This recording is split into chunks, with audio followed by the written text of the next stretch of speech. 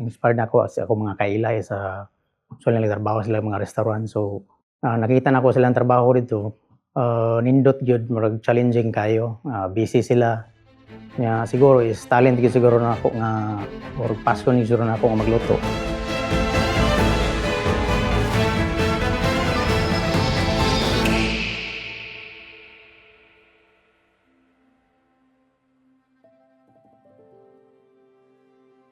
So, sa akong pagmata lang yan sa among balay is, maguna-una na ko ana sa trabaho, unsay angay nako buhaton, unsay angay nako i-share sa akong mga kauban, para mapadali ilang trabaho.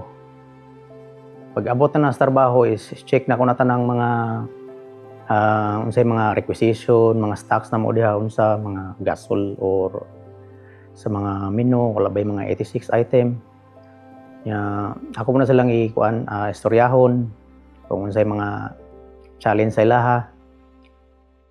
And then about sa mga VIPs, ako yun siyang jud every details ako yun siyang i-note niya, ako po nang i-share sa ilaha para the time nga sa event, maabot ang event, kaibaw na sila, i-briefing na ko sila daan. So dili na sila mag-struggle, so mas gaan sa ako, mas gaan sa mo tanan. Mag 6 years na sa diri sa kanya. Last na ako is nagbarko ko for 1 contract.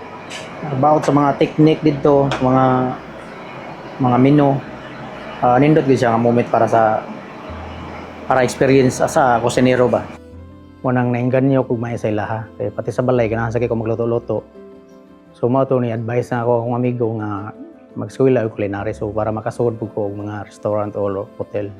So una ko luto-luto sa mga kay namo may kuan ko sir, bali akong uncle ba gusto mo sa unaga ng karinderya, so tabang-tabang mo ko sila luto. Lingaw man kayo mo nang culinary to dayon po matong gibuhat is gi-improve lang ginako ko galingon, kamot angkit nga mas dagan-dagan ang ginatutunan ba.